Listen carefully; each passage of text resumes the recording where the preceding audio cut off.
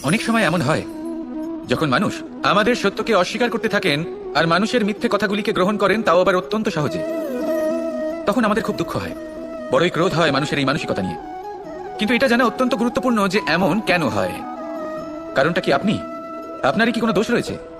কখনোই নয়।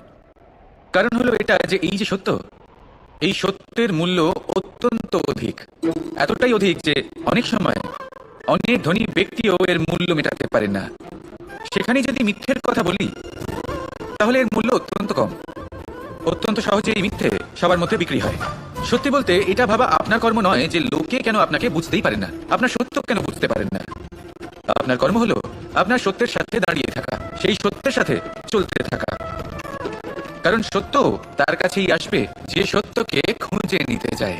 নয়তো বেশিরভাগ মানুষ মিথ্যেকে নিয়েই প্রসন্ন রয়েছেন। আপনি সত্যের সাথে কর্মের